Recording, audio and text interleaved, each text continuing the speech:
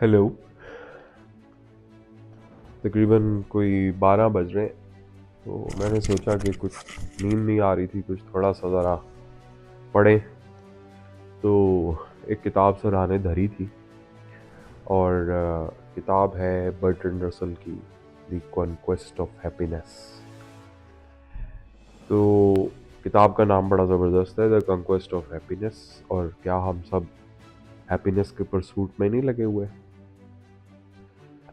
तो Bertrand Russell भी गालिबन इस किताब के ज़रिए इसी चीज़ का जवाब देना चाहता है कि हैप्पीनेस है क्या, बोर्डम क्या चीज़ है, हम सब कैसे खुश हो सकते हैं, और what makes people happy, what makes people unhappy. तो ये इसमें शुरू में जो इसका इंट्रोडक्शन दिया है वो यही है कि this book is not addressed to the learned or to those who regard a practical problem merely as something to be talked about. No profound philosophy or deep will be found in the following pages. I have aimed only at putting together some remarks which are inspired by what I hope is common sense. And all that I claim for the recipes offered to the reader is that they are such as are confirmed by my own experience and observation. And they have increased my own happiness whenever I have acted in accordance with them. On this ground, I venture to hope that some among those multitudes of men and women who suffer unhappiness without enjoying it may find their situation diagnosed and a method of escape suggested. It is in the belief that many people who are unhappy could become happy by well directed effort that I've written this book. Bertrand Russell असल में ये कहना चाह रहा है कि basically ये मेरी पर्सनल ऑब्जर्वेशंस पे बेस करती हैं, यानी कि बर्ट्रैंड रसल की पर्सनल ऑब्जर्वेशन पे बेस करती हैं, और ये कोई फिलोसॉफिकल वर्क नहीं है। तो इसको आप रीड करें, और इसलिए रीड करें कि आप खुश होना चाहते हैं और आप ये समझते हैं कि अगर आप किसी वजह से अनहैप्पी हैं तो मैं भी किसी जगह ये मेरे जो एक्सपीरियंस है यानी कि बर्ट्रैंड रसल के, वो किसी जगह आपकी हेल्प कर सके खुश होने में। तो इसके डिफरेंट चैप्टर्स हैं। तो बेसिकली बर्ट्रैंड रसल इस चैप्टर में लिखता है what makes people unhappy. Bertrand Russell लिखता है कि animals are happy so long as they have health and enough to eat. Human beings, one feels, ought to be, but in the modern world they are not. At least not in a great majority of cases. If you are unhappy yourself, you will probably prepare to admit that you are not exceptional in this. If you are happy, ask yourself how many of your friends are so. And when you have reviewed your friends, teach yourself the art of reading faces. Make yourself receptive to the moods of those whom you meet in the course of an ordinary day. नीचे इसने 2 lines mention की है. A mark in every face I meet, marks of weakness, marks of woe, says Blake. William Blake की इसने line यहाँ use की है. Chapter 1 है what makes people unhappy. Basically Russell ये कहता है कि जानवरों को आप खाने को दें वो खुश हो जाते हैं, तो ऐसा इंसानों के साथ भी होना चाहिए, लेकिन कहता है ऐसा होता नहीं है. इंसान जो है नाखुश है, और कहता हो सकता है आप खुद भी नाखुश हो. तो आपको ये बात सोचनी चाहिए कि क्या आप खुश हैं. तो इसके अलावा अगर आप समझते हैं कि आप खुश हैं, तो आप देखें कि आपके कितने दोस्त खुश हैं. जब आप अपने दोस्तों को देख लेंगे तो आप फेस रीडिंग का आर्ट आपको आ जाएगा. और इसी तरह आप जो दिन भर लोग सड़क के किनारे खड़े होते हैं, या अगर आप सड़क के किनारे खड़े होकर लोगों को देखते हैं, तो आपको पता लग जाएगा कि कौन खुश है कौन ना खुश है, क्योंकि दोस्तों को देख देख के और अपने आप को देख देख के फेस रीडिंग आपको आ जाती है. नीचे वो विलियम ब्लेक की लाइन दे रहा है, a mark in every face I meet, marks of weakness, marks of woe, कि जो भी चेहरा मैं देखता हूँ उस पर वीकनेस है. कहता है though the things are different you will find that unhappiness meets you everywhere. कहता शक्लें मुख्तलिफ हो सकती हैं और किस्में मुख्तलिफ हो सकती हैं, लेकिन आपको नाखुशी जो है कहीं ना कहीं मिलेगी. Let us suppose that you are in New York, the most typically modern of great cities. Stand in a busy street during working hours or on a main thoroughfare at a weekend. or at a distance of an evening, empty your mind of your own ego and let the personalities of the strangers about you take possession of you one after another, you will find that each of these different crowds has its own trouble. In the work hard crowd, you will see anxiety, excessive concentration, dyspepsia, indigestion, lack of interest in things but the struggle, incapacity for play. वो कहता है कि किस्में मुख्तलिफ हो सकती हैं, लेकिन आप किसी भी दिन न्यूयॉर्क जैसे मॉडर्न शहर में खड़े हो जाएं और सड़क के किनारे आप देखें तो आपको मुख्तलिफ लोगों के अंदर परेशानी की झलक नज़र आएगी। और थोड़ी देर के लिए अपने जहन से अपनी ईगो बाहर निकाल दें तो आप लोगों को रीड करना सीख जाएंगे। और आप देखेंगे कि हर क्राउड का हर बंदा जो है वो किसी न किसी हवाले से जो है परेशान है। ऑफिस जाने वालों की परेशानी अलहदा हो सकती है और डोमेस्टिक काम जो लोग कर रहे हैं उनकी परेशानी अलहदा हो सकती है, वगैरह वगैरह। इसी तरह वीकेंड पे you will see men and women all comfortably off and some very rich engaged in the pursuit of player. इसी तरह आप वीकेंड पे आप देखेंगे आदमी और औरतों को जो कि कंफर्टेबली हैं बट बहुत रिच भी हैं, वो किसी ना किसी परसूट ऑफ प्लेजर में निकले हुए हैं, यानी कि वो कोई तफरीह ढूंढते फिर रहे हैं। और this pursuit is conducted by all at a uniform pace, that of the slowest car in the procession. It is impossible to see the road for the cars or the scenery, since looking aside would cause an accident. तो कहता ये है कि आप गाड़ियों के अंदर बैठे लोगों को देखें, उनके चेहरों पे भी एक आपको नज़र आएगी चीज़। तो बात इतनी सी है कि अगर उनसे इस परसूट ऑफ प्लेयर, यानी कि जिस तफरीह के लिए वो भागे फिर रहे हैं, अगर इनसे उस परसूट का मीन्स ढूंढ लें तो शायद ले लिया जाए वापस कि वो किसी चीज़ के लिए तफरीह ढूंढ रहे हैं, तो बजाते खुद ये एक एंटरटेनमेंट है।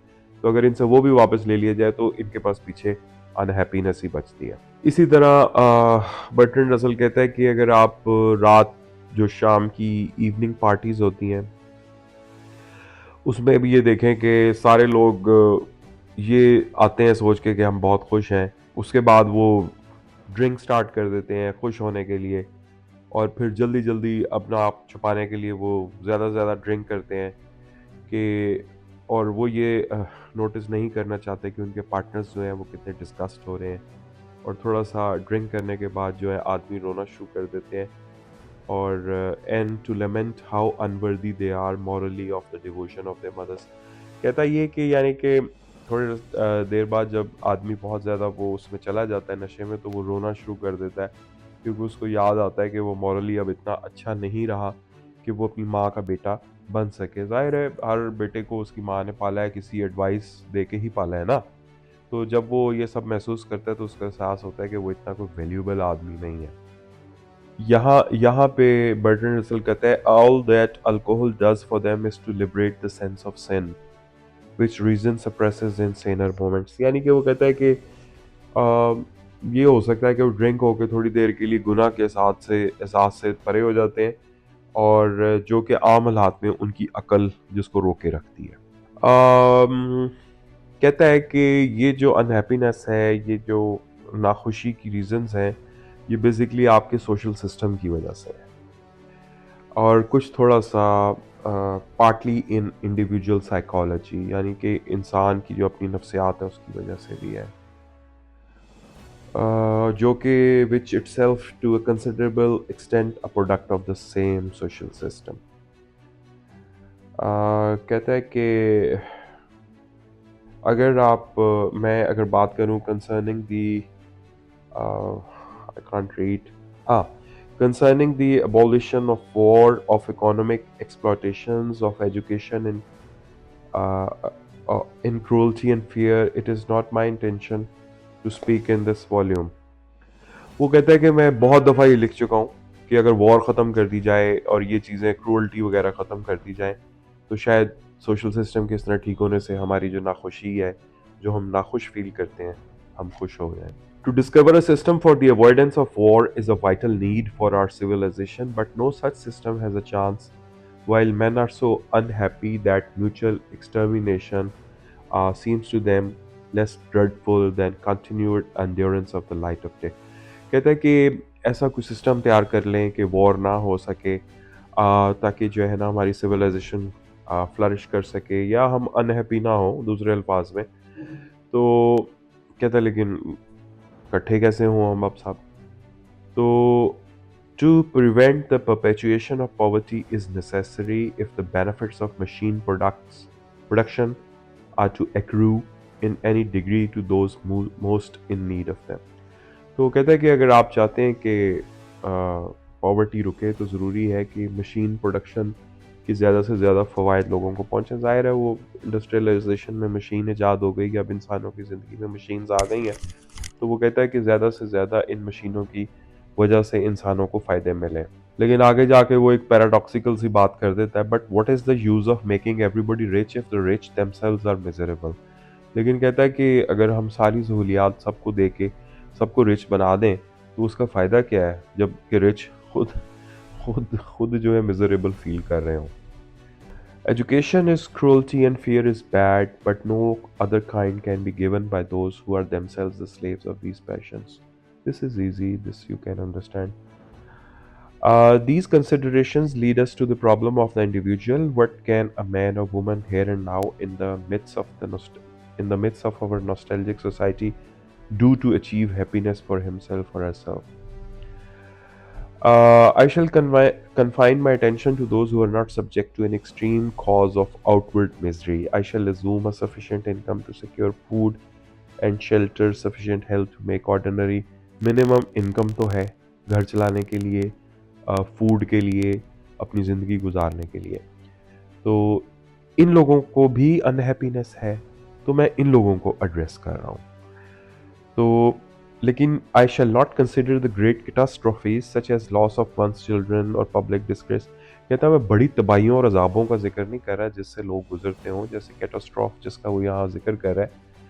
तो कहता है मैं नॉर्मल मॉडर्न डे मैन की प्रॉब्लम की बात कर रहा हूँ। तो ये जो बुक इसने लिखी है, ये जो बुक इसने लिखी है, ये बेसिकली मॉडर्न मैन की प्रॉब्लम है। तो कहता है my purpose is to suggest people in civilised countries suffer and which is all the more unbearable because having no obvious external cause it appears inescapable। कहता है मैं मॉडर्न मैन की बात कर रहा हूँ कि और मैं उनके लिए क्योर सजेस्ट करना चाहता हूँ, क्योंकि वो सिविलाइज्ड कंट्रीज़ के जो लोग हैं वो सफ़र कर रहे हैं इन चीज़ों की वजह से जिसका कोई एक्सटर्नल कॉज ही नहीं है। यानी कि उनके पास नौकरी है, रोटी है, सब कुछ है, फिर भी वो नाखुश फिरते फिर रहे हैं। तो मेरी ये जो किताब है, ये जो मेरा सब्जेक्ट है या मेरा टॉपिक है या जो मैंने ऐसे लिखा है, वो इसीलिए लिखा है कि इन लोगों की प्रॉब्लम को मैं एड्रेस करूं कि वाई दे आर अनहैप्पी। तो I believe this unhappiness to be very largely due to mistaken views of the world, mistaken ethics, mistaken habits of life, leading to destruction of that natural zest and appetite for possible things upon which all happiness, whether of men or animals, ultimately depends. These are matters which lie within the power of the individually, and I propose to suggest the changes by which his happiness, given average good fortune, may be achieved. तो यहाँ तक जो है इसका ये एक छोटा सा इससे ख़त्म हो जाता है। उसके आगे वो है परहैप्स द बेस्ट, एक छोटा सा और ऐसे शुरू हो जाता है। Perhaps the best introduction to the philosophy which I wish to advocate will be a few words of autobiography. I was not born happy. वो फिर रसल आगे अपनी स्टोरी बयान करना शुरू करता है कि वो भी कोई इतना खुश पैदा नहीं हुआ था और वो भी इस दुनिया की हकीकतें जानता है, और वो इसीलिए उसने इंट्रोडक्शन में ये बात कह दी थी कि अगर आप मेरे तजर्बे से सीख के जो मेरे साथ गुजरी है, अगर आप उससे कोई फ़ायदा हो जाता है तो हो सकता है आपकी अनहैप्पीनेस दूर हो जाए। तो वो आखिर में जो रीज़न दे रहा है वो यही दे रहा है कि हर चीज़ के मुतल्लिक जो गलत तसव्वुरात आपके ज़हन में चलते रहते हैं दुनिया से मुतल्लिक, और कि दूसरा इतना क्यों, वो फॉर एग्जांपल मिसाल दे रहा हूँ, दूसरा इतना रिच क्यों है, उसके पास ये क्यों है, इसके पास पे ये कुछ, मेरे पास ये सब कुछ नहीं है। ये पैटी इश्यूज़ हैं। इन पैटी इश्यूज़ की वजह से आप वो सामने की खुशी नहीं देख सकते जो आपके सामने है, और इस वजह से आप अनहैप्पी रहते हैं। तो रसल ने ये चीज़ बताई है कि आप अगर बेहतर ज़िंदगी गुजारना चाहते हैं तो अपनी खुशियों पे मुतमईन रहना सीखिए और बिला वजह किसी के साथ अपना कंपैरिजन ना करें। यहाँ पे मैं एक मूवी मेरे ज़हन में आ रही थी, क्योंकि ये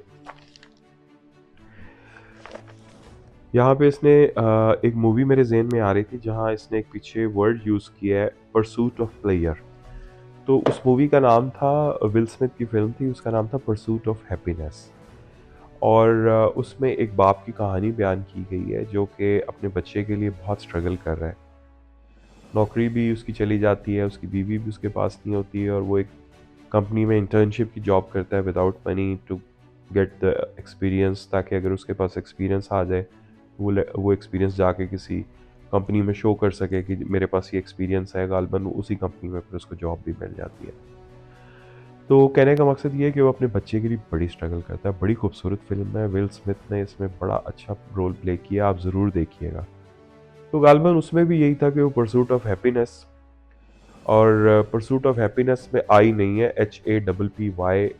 HAPPYNESS से उसने हैप्पीनेस लिखा है। गालबन उसने किसी जगह पे पढ़ा होता है और उसके ज़हन में ये गलत स्पेलिंग जो है वो हो जाते हैं, तो वो उसको उसी चीज़ को उसी तरीके से लेके चलता है। और डायरेक्टर ने भी जो फिल्म है वो परसूट ऑफ हैप्पीनेस में हैप्पीनेस HAPPI नहीं लिखा है, HPPY लिखा है। तो कहने का मकसद ये था, उसमें भी परसूट दिखाया गया था हैप्पीनेस का, परसूट ऑफ हैप्पीनेस या हैप्पीनेस ऑफ परसूट, आप इसको जैसे मर्जी देख लें। दोनों एंगल से ये चीज़ चल सकती है कि आप परसू करते हैं किसी चीज़ को, हैप्पीनेस के लिए परसू करते हैं, तो वो भी बहरहाल अपनी ज़िंदगी में एक हैप्पीनेस है।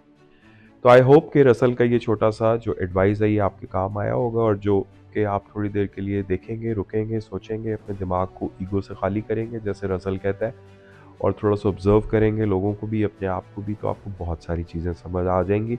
और अगर आप अनहैप्पी हैं डेलिबरेटली इनडेलिबरेटली, तो आप खुद भी अपनी डिस्कवरी कर सकते हैं और इस चीज़ को जो है अपने अंदर से निकाल सकते हैं कि दूसरों के साथ कंपटीशन करना जो कि नाखुशी का बायस बनता है वो नहीं होना चाहिए। हाँ, तरक्की करने के लिए ज़रूर एक स्ट्रगल और कंपटीशन करनी चाहिए, लेकिन इस तरीके से नहीं कि वो आपको नाखुश कर दे। तो अभी मेरा रिव्यू यहीं पे ख़त्म होता है, मुझे फिर आप बताइएगा आपको मेरा रिव्यू कैसा लगा। Thank you very much.